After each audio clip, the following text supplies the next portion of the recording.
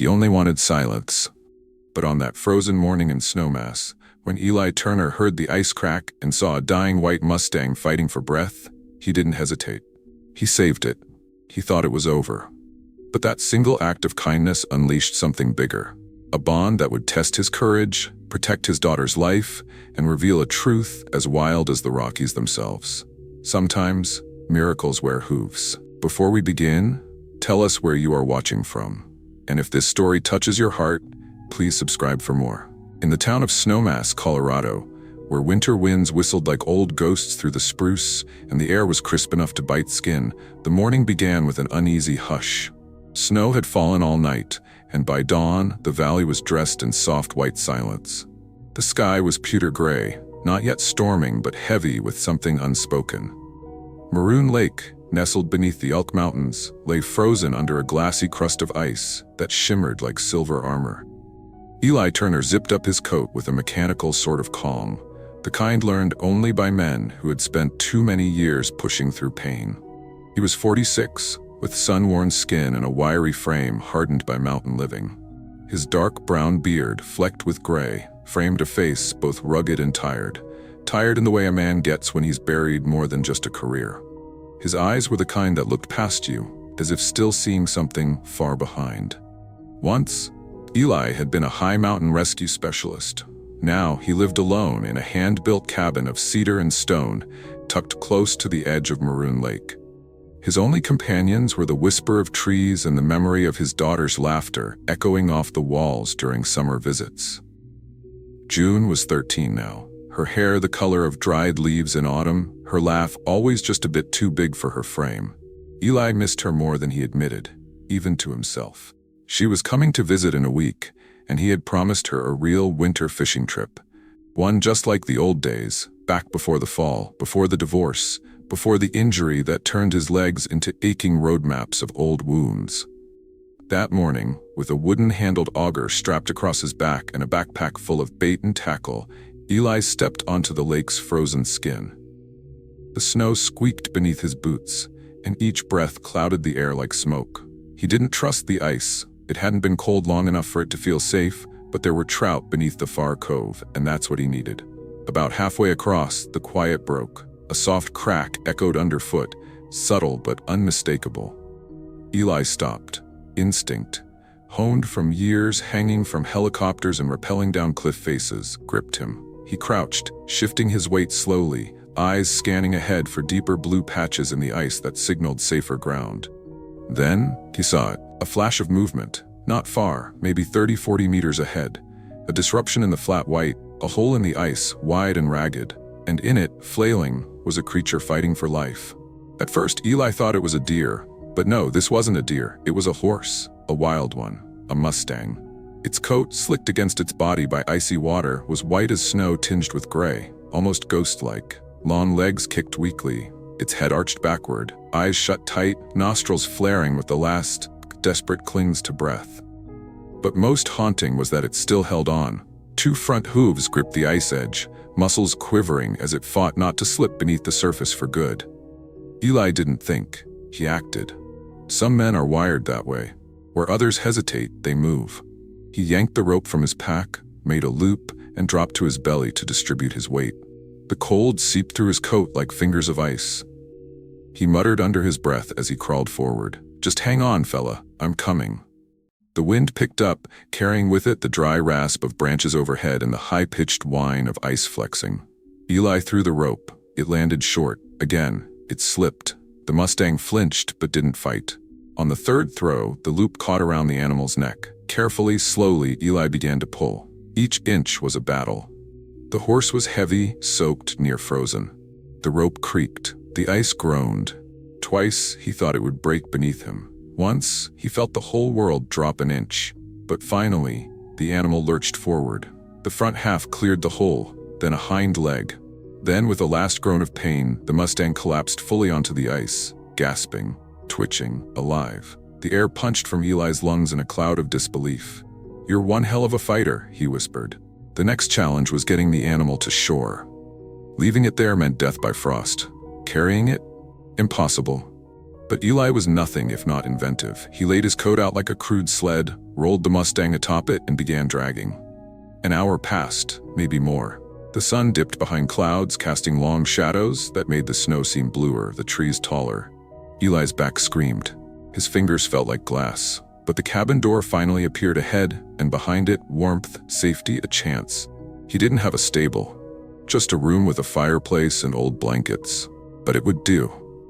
He heaved the animal into the corner near the stove and lit the fire until it roared like a dragon in a cave.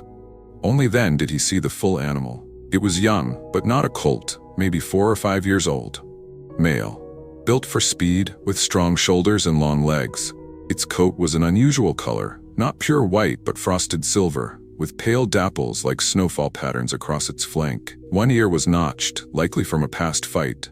Its eyes, when they opened, were pale gray blue, like moonlight on lake water, distant and strange. Eli examined the wound, a scrape along the hind leg, possibly from falling through broken ice or being chased. Carefully, he cleaned it with antiseptic and covered it with a torn strip of flannel. The Mustang neither fought nor flinched, just lay there, exhausted. "You're no ordinary horse," Eli muttered. "You're something else entirely." He offered water, then oats softened in warm milk. The horse accepted slowly, cautiously. That night, Eli slept in a chair beside it, rifle loaded but untouched above the door. He watched the creature's chest rise and fall, feeling a warmth he hadn't known in years, a flicker of connection. And he whispered, to the shadows, "June's gonna want to meet you." The scent of pinewood smoke and damp fur blended strangely in the small cabin as Eli Turner stirred a pot of oatmeal over the stove. Outside, snow fell like sifted flour, layering the evergreens and covering the lake in an even thicker coat of silence. Inside, however, the air was charged with something unspoken, an ancient energy, raw and powerful. The wild had stepped inside his walls, and now Eli had to decide what to do with it. The white Mustang lay curled in the corner on a pile of quilts Eli had dug out from the storage chest beneath the bunk. The firelight flickered across the horse's damp coat, revealing the silvery dapples and the occasional twitch of muscle. Its eyes remained half-lidded, not quite asleep, but not on edge either. There was no panic in its breathing, no thud of hooves against wood. The animal was still, silent, and yet utterly present. Eli crouched beside it, running a hand along its flank, checking again for signs of trauma. The hind leg, injured in the fall, was swollen but not broken. He'd cleaned the wound with iodine and packed it loosely with a warm compress. The Mustang had allowed it all without resistance. That, more than anything, unnerved Eli. Wild horses don't surrender. They fight, they bolt, they bleed on their feet.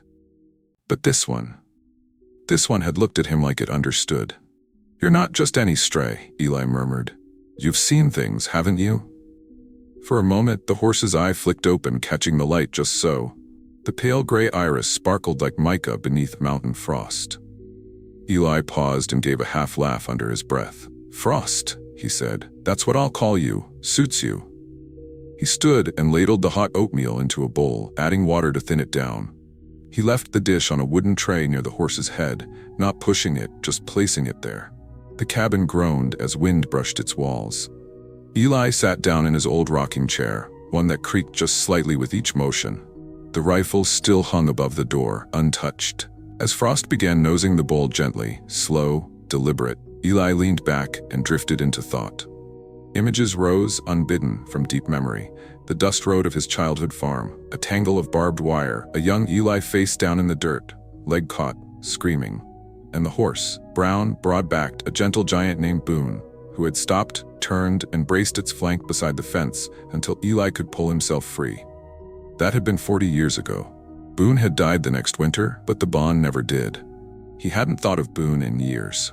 But tonight, it was like Boone had returned, draped in frost and snow, reborn as something wilder, older. The Mustang dozed through the night, its breath steady. In the early hours before the sun had risen, Eli woke to the soft sound of hooves on wood. He sat up, startled, but Frost was only shifting its weight, struggling slightly to rise. Eli moved fast, supporting the animal's chest with a folded blanket and gently encouraging it to stay down. "Easy now," he whispered. "You've still got healing to do." As the fire crackled back to life, Eli heard another sound, one not made by wind or horse. A knock. sharp, hesitant. He opened the door to find a woman standing in a long navy parka, holding a thermos in one hand and a bag of deer feed in the other. Her red curls spilled from a wool hat, and her cheeks were flushed from the cold. Her name was Greta Holloway, a wildlife biologist in her early 40s who worked out of Snowmass Village. Tall and lean with a quiet confidence, Greta had a reputation for her calm around animals and for not tolerating fools. She and Eli had crossed paths before, usually over moose sightings or forest closures. They weren't friends, not quite, but she respected him. "You've got a wild one," she said simply, stepping inside before he could stop her. Her boots left trails of snow across the wood. "I followed tracks from the lakeside. They stopped here." Eli shut the door, jaw tight. "I wasn't exactly trying to hide it, but he's hurt." Greta's gaze flicked to the horse. Her expression softened, not pity, but awe. "He's gorgeous," she murmured. "You know he's not just any Mustang, right? That's a Kiger, rare around these parts. He must have been chased off a migration trail." Eli shrugged. "He fell through the ice. I wasn't about to let him drown." Greta nodded, setting the thermos on the table. "Then you did the right thing, but you also signed up for a problem. If the wrong people find out, they'll demand you release him. Or worse, put him down. I didn't rescue him to kill him." She studied Eli for a long beat. "Then keep him quiet, keep him safe, but don't make the mistake of thinking he's tame." Frost, as if to punctuate the moment, raised his head and let out a low, vibrating breath. Not a whinny, not a threat, something in between, watchful, listening. Greta smiled faintly. "He's not just watching you, he's measuring you." The two stood in silence a while, the only sound the whisper of falling snow outside and the slow crackle of pine wood burning. Before she left, Greta added, "If you need help, herbs, salves, I've got connections. But you're on your own if Fish and Wildlife come sniffing." "Appreciate it," Eli said gruffly, though he meant it. As the door shut behind her, he looked back to Frost, who had fallen asleep again, tail curled, eyes closed. "You heard the lady," he murmured. "We've got some hiding to do." And so the cabin settled once more into quiet. Outside, the storm deepened. Inside, man and Mustang found themselves breathing the same air, sharing the same flame, as something unknown and ancient stirred between them. Something that felt dangerously close to trust. The third morning brought a stillness so complete that even the wind dared not speak. Snowmass lay blanketed in silence, its snowdrifts high and light filtering through the trees in sharp spears of gold. Inside the cabin, a subtle shift had taken place. Eli Turner noticed it first not by sight, but by absence. The absence of breath, the gentle rhythm of hooves shuffling on the wooden floor. The white Mustang named Frost was no longer lying in the corner. Instead, he was standing, on all fours, head turned toward the front door. The sight froze Eli in mid-motion. He had just poured hot coffee into a cracked enamel mug, and for a moment, the steam rose between him and the vision like a spirit crossing planes. Frost's tail flicked, his muscles rippled beneath the pale, dappled coat, and though his injured legs still held a slight tremble, he stood tall and balanced. "You're ready, aren't you?" Eli said softly, more to himself than the horse. There was something resolute in Frost's posture. He was not agitated or nervous. There was no pawing at the door, no panicked breathing, only a solemn poise, as if he had woken that morning with the knowledge that it was time to leave. Eli walked over slowly, setting his mug on the table. He stood beside the horse for a moment, resting a hand against his neck. The fur was warm, the breath even. They stood like that for a while, the man and the Mustang, neither speaking, both knowing. "I'm not gonna stop you," Eli said. "Wild things weren't made for four walls." He opened the cabin door. A rush of cold flooded in, scattering embers in the fireplace. Frost stepped forward, paused on the threshold, then descended the wooden steps with quiet grace.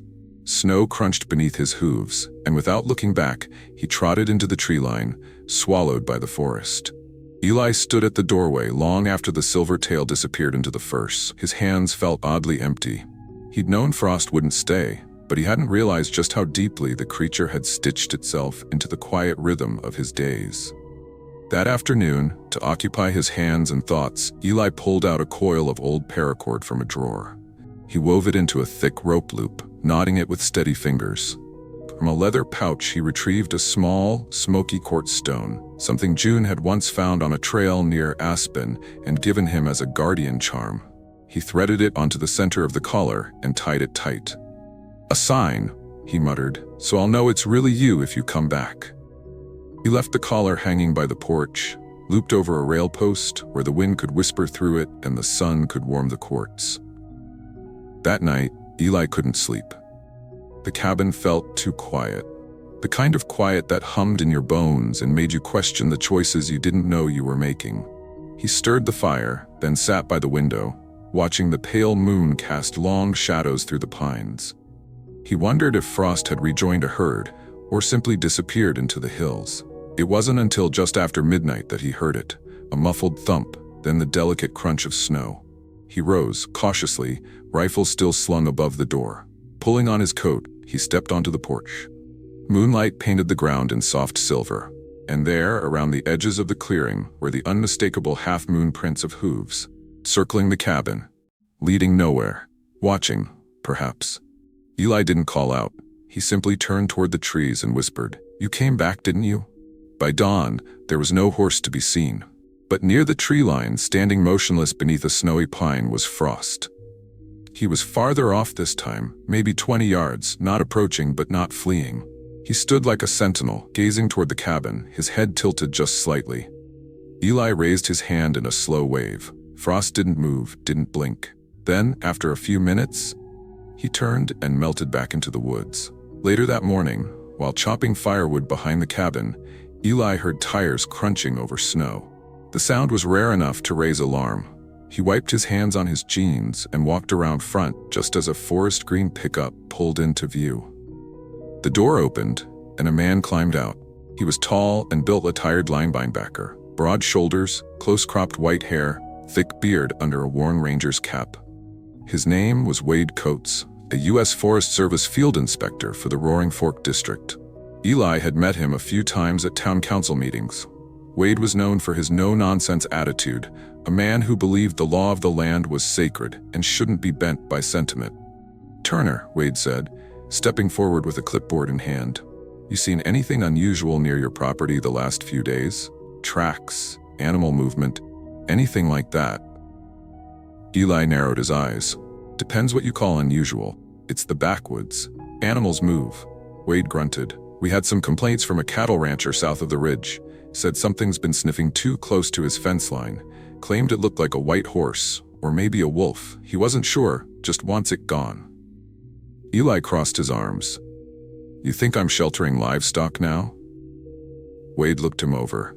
"I think you're the kind of man who'd rather see a creature healed than hunted." Eli said nothing.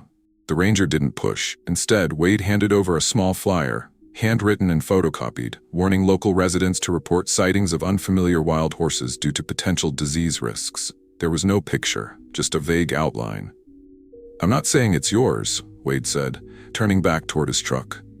"But if it is, and if it's roaming, people will get nervous. Nervous people shoot first." Eli nodded once. As the ranger drove off, he stood in the snow, flyer limp in his hand. That night, he took down the collar from the porch and brought it inside. The wind that rolled through snowmass that Christmas Eve carried the scent of pine needles, frozen wood smoke, and something softer, like memory. The cabin's windows glowed golden against the white hush of the forest, and inside, Eli Turner was laying extra wood by the hearth. He checked the time again. Then again.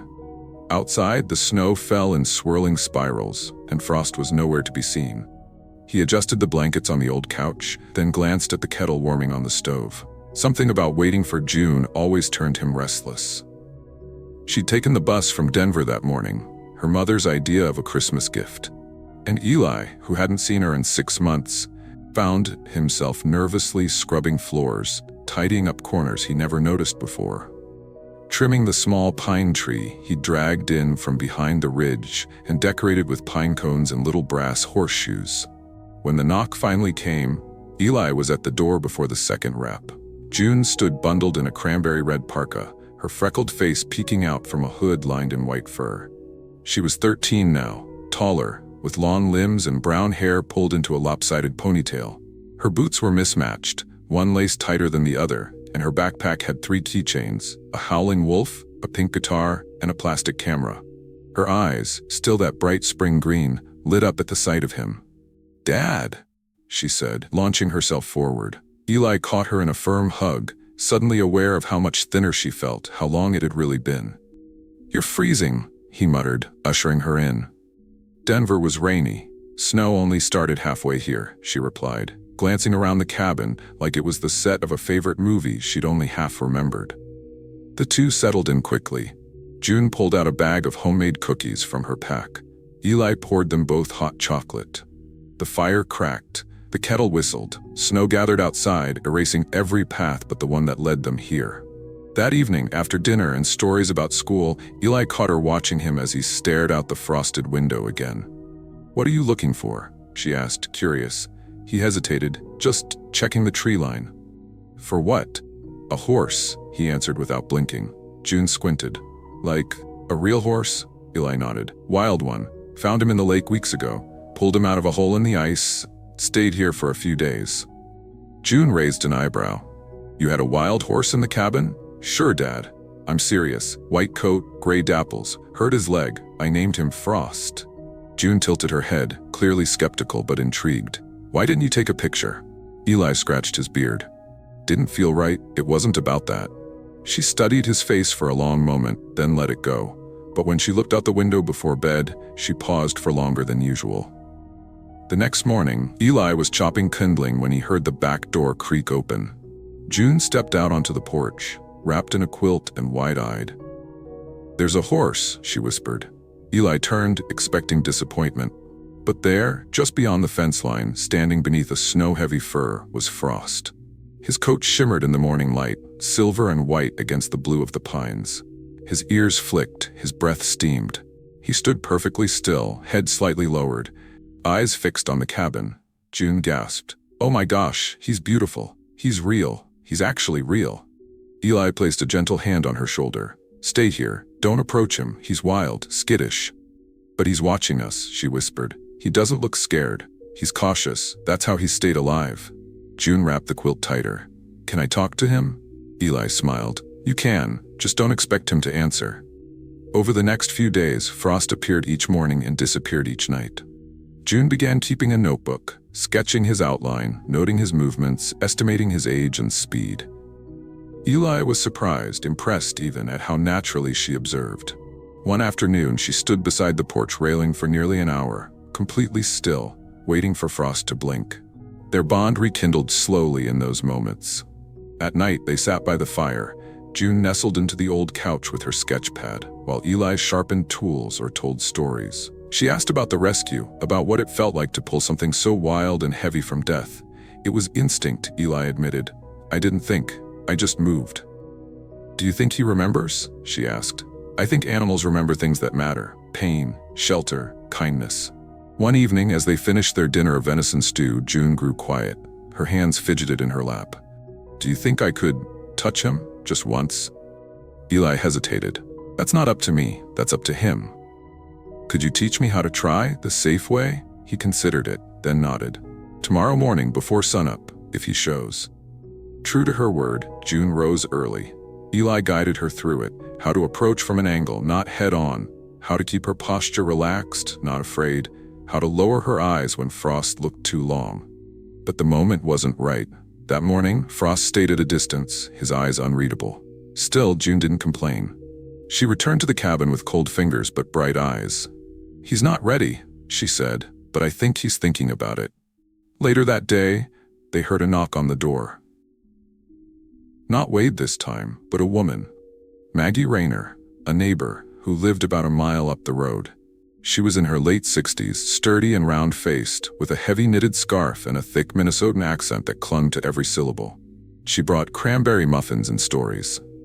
"You're the talk of the town, Eli," she chuckled. "Word is, you've tamed a ghost horse. You planning to join the rodeo?" Eli sighed. "He's not tamed. He's just choosing not to run." Maggie sat by the fire and shared local gossip. Her presence lightened the mood. June liked her instantly, especially her loud laugh and the way she always had candy in her coat pocket. Before Maggie left, she peered out the window. "If that's him, he's a miracle. Just don't let folks ruin it. People get greedy when magic shows up in the real world. That night, June whispered a promise while staring out the window. Don't worry, Frost. I won't let them hurt you. Eli watched her from across the room, and for the first time in a long time, he believed something good was beginning. Snow had drifted thick overnight, layering the world in hushed stillness. The sky was pale with dawn, and a pearlescent glow touched the edges of the treetops. Eli Turner stood at the cabin window, cradling a cup of coffee as he watched the white forest breathe in the wind. He had learned to listen to the quiet, to catch the subtle difference between silence and stillness. That morning, he sensed neither. Something stirred beyond the frost. It began with the sound of hooves, barely a tap like knuckles on wood, a rhythm more polite than urgent. Eli opened the front door slowly, the hinges groaning. There, at the foot of the porch, stood Frost. The white Mustang looked calm but alert. His breath curled into the air in slow plumes and his ears flicked toward the cabin, as if waiting. June, already awake and sketching by the fire, peeked past Eli's shoulder. He wants us to follow, she said softly, already wrapping her scarf around her neck. Eli glanced down at her boots, then at the gray light of morning. Stay close. No sudden movements. Frost turned and began walking. Not hurried, not nervous, just purposeful. His tail flicked lightly as he carved a trail through the snow, occasionally glancing back to ensure they followed. They moved through the forest in near silence. The pines, tall and ancient, swayed in the breeze like cathedral spires. June walked behind Eli, her gloved hand gripping his coat as the snow thickened around their calves. They passed into terrain Eli hadn't explored in years, rockier, narrower, leading toward a cleft between two ridges, a place forgotten even by hunters. The path narrowed to a ribbon, flanked by boulders and overgrown bramble, until it opened suddenly into a hidden hollow. And there, nestled beneath a rocky overhang where snow couldn't reach, was a den. A small shelter made of woven branches, dried grass, and scattered pine needles. Eli's breath caught. 3 small shapes huddled together in the hollow, each one no taller than June's waist. Foals, young, fragile, and blinking up at them with wide, unafraid eyes. Their coats were pale gray, not yet touched by the full frost of their fathers, and their manes were little more than tufts. Frost stopped a few feet away from the den and stood guard, unmoving. June whispered, "They're his." Eli didn't answer. His mind reeled. He counted the foals again, watched how they shifted their weight close to one another. No mare in sight, no scent of recent movement except Frost's. "He's protecting them alone," Eli murmured. "No mother." "That's rare, right?" June asked, her voice barely above the wind. "Unheard of," Eli said. "Mustangs don't do this. Stallions don't raise young. They guard the herd, sure, but this is different." June stepped a little closer, careful not to startle the foals. "Maybe she died. Maybe that's why he was alone when you found him." Eli considered it. The pieces were starting to make sense now. Why Frost had stayed near the cabin, why he hadn't wandered far, why he'd been so calm, yet watchful. He wasn't just recovering, he was keeping close to home.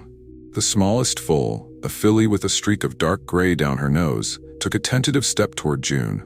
Eli tensed, ready to warn her back, but Frost made no move to stop it. June knelt in the snow and extended her gloved hand. "She's not scared," June said. "I think she's curious."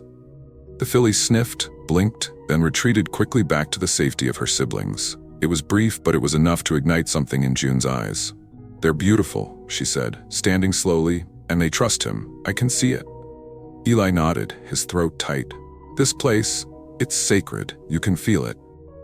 As they prepared to leave, June took one last look at the foals.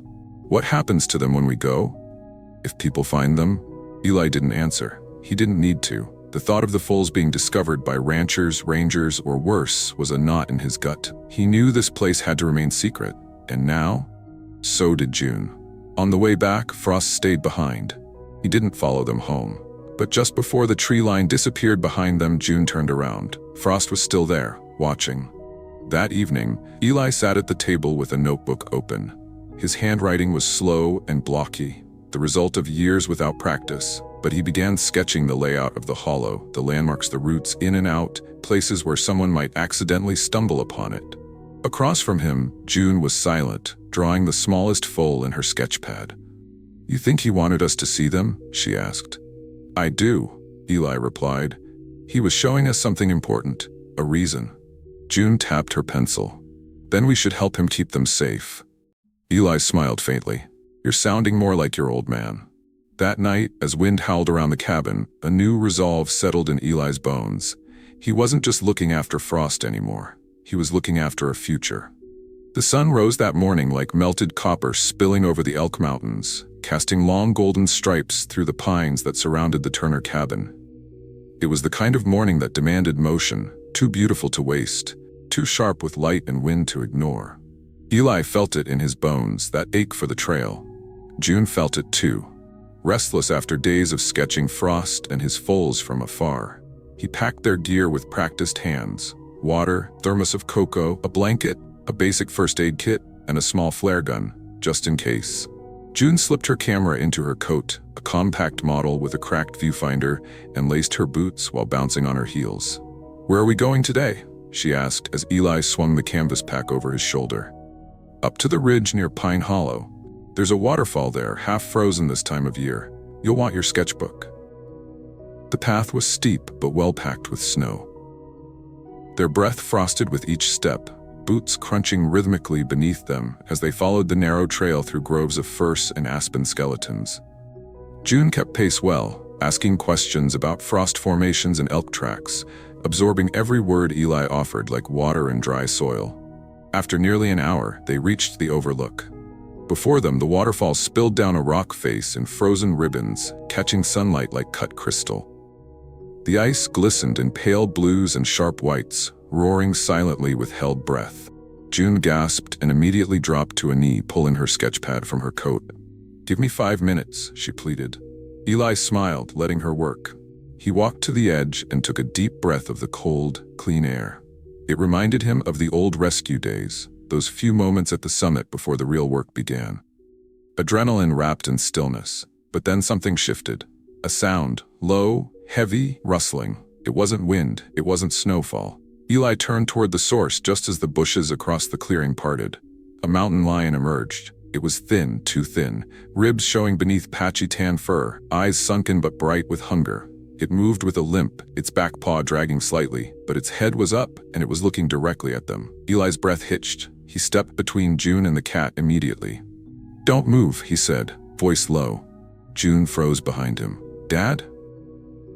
"Stay still." He reached into the side pocket of his coat and pulled out the flare gun. His hands were steady. His pulse was not. The mountain lion didn't charge. Not yet. It stood, sizing them up.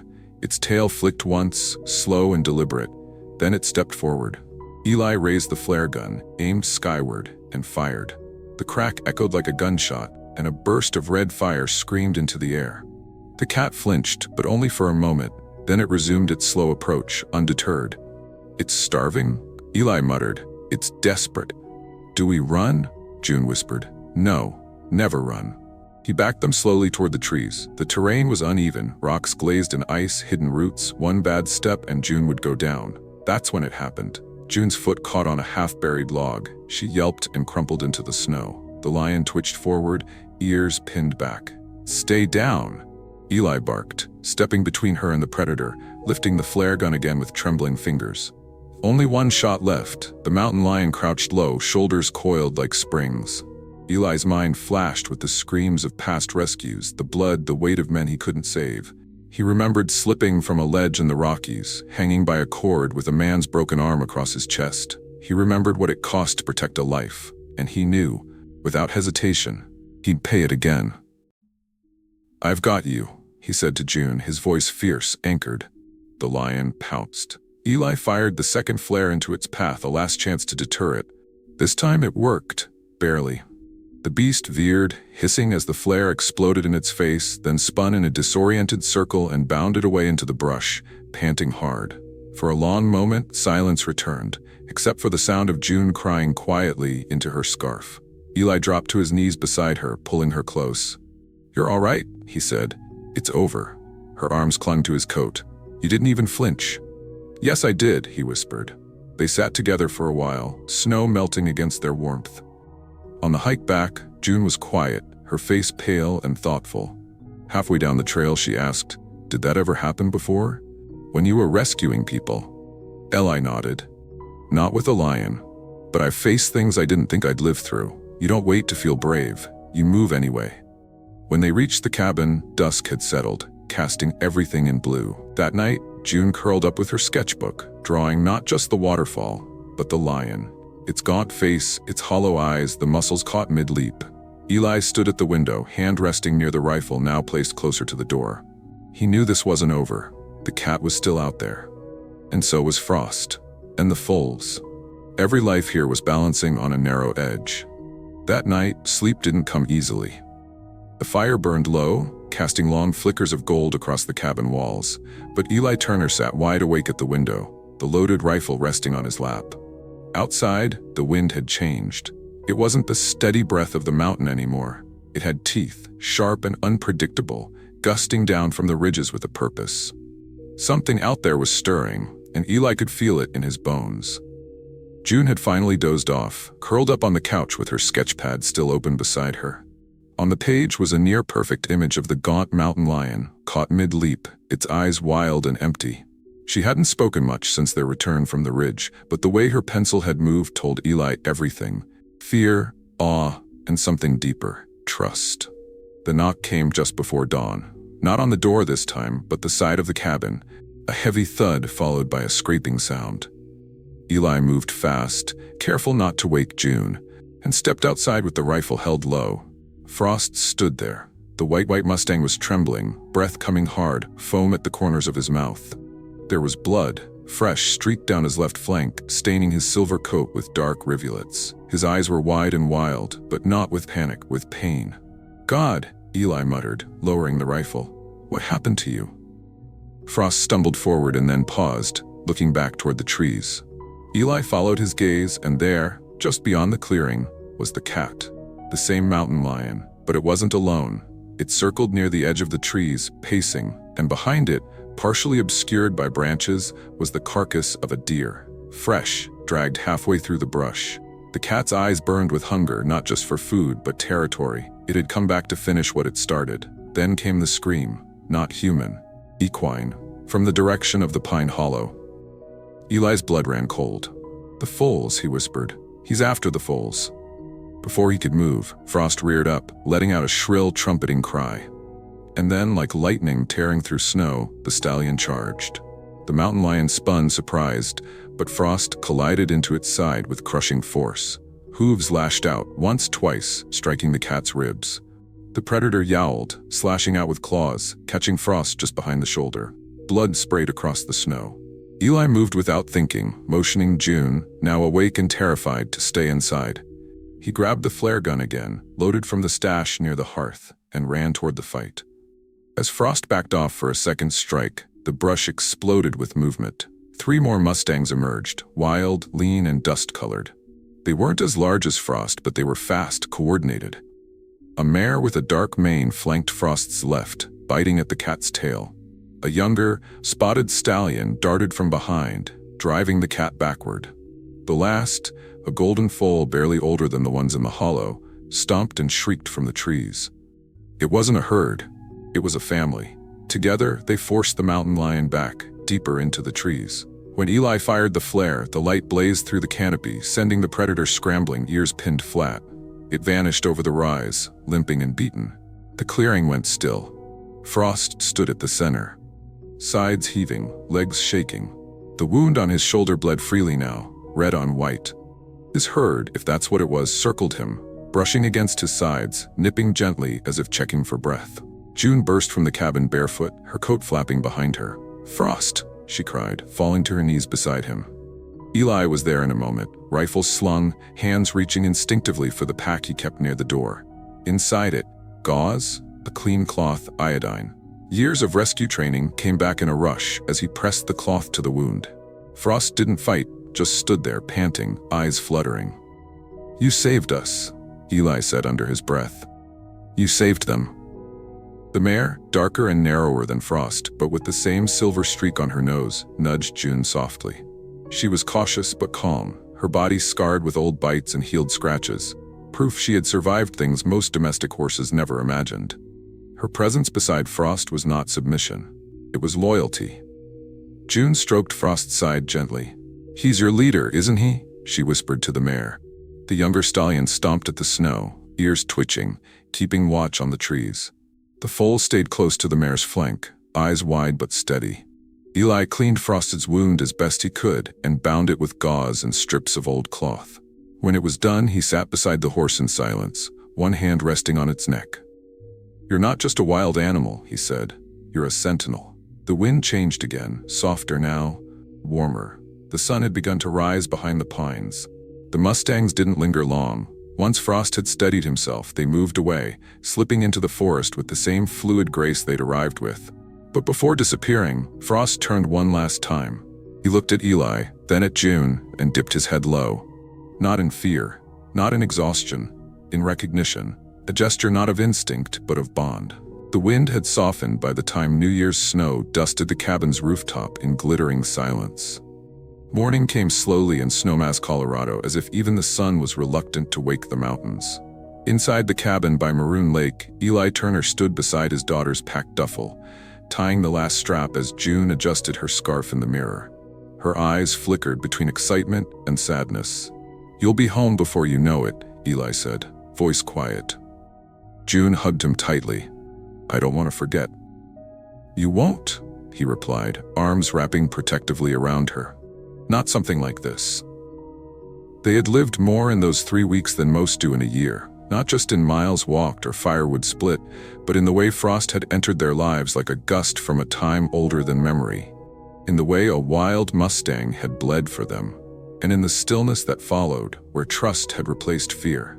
They drove into town under a sky painted in thin winter blue.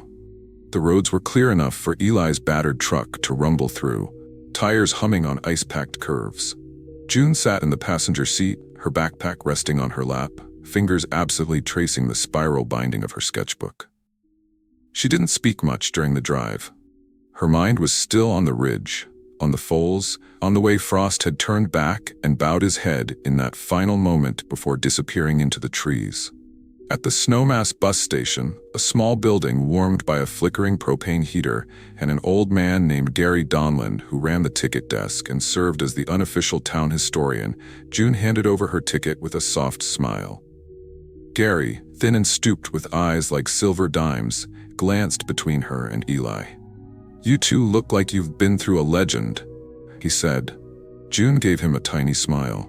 "Something like that." "Whatever it is," Gary said, stamping the ticket with a grunt, "keep it yours. These mountains like to whisper, but they don't take kindly to shouting." They said their goodbyes in the snow-drifted parking lot. Eli tousled June's hair one last time, marveling at how much older she seemed than just 3 weeks ago. She pressed her sketchbook into his hands, marked with a ribbon on a particular page. "Open it when you miss me," she said, then boarded the bus. Eli waited until it disappeared into the highway mist before opening the book.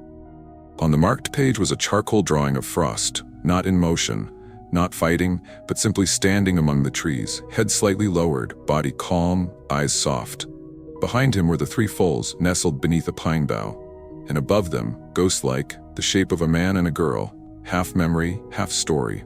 The days that followed were quiet. The cabin felt bigger without June, echoing with unspoken words.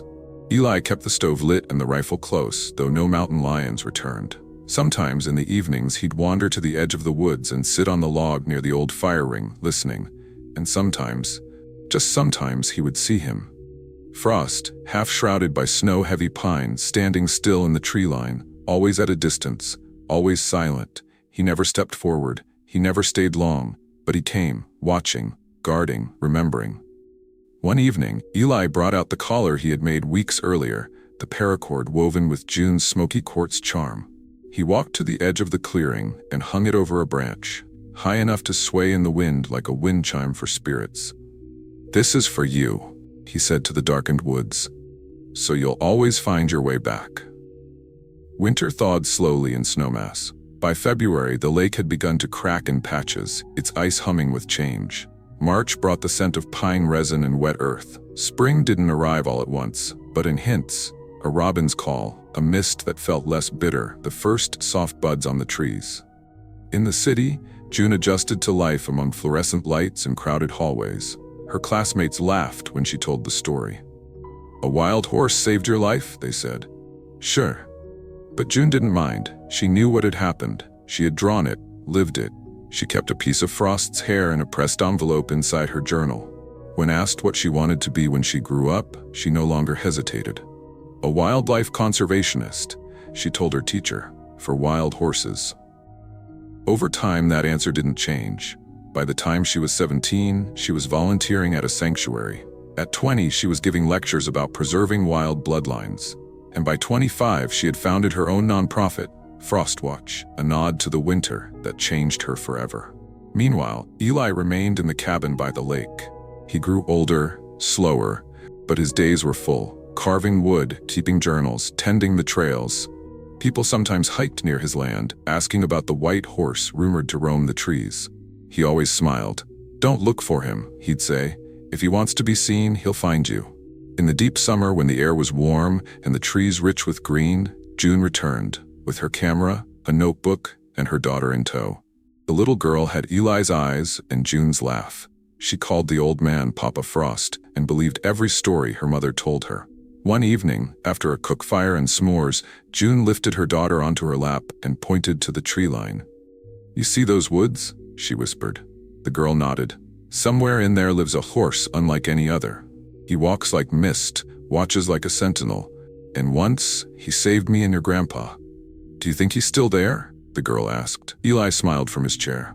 "I do, in one way or another." As the stars rose over the lake, a faint shape moved between the trees, silver in the moonlight, still as breath, gone before the eye could hold it. But they saw it, and they smiled. Because some stories, once true, never stop being real. Sometimes the wildest things teach us the deepest truths. This is a story about trust. Earned, not given. About a creature born of silence and wind, who reminded a broken man and a young girl what it means to protect, to connect, and to believe. In a world that often rushes past the quiet moments, Frost reminds us to slow down, listen to what isn't said, and look twice at the things we think we understand. Whether it's in the way we care for a stray, stand up for the vulnerable, or simply pause to watch the snow fall, these small acts can carry the weight of something eternal. If this story touched your heart, we invite you to share it with someone who believes in second chances. Leave a comment to tell us what moment stayed with you most. And don't forget to subscribe to the channel for more stories of hope, wilderness, and the quiet magic that still exists in the world.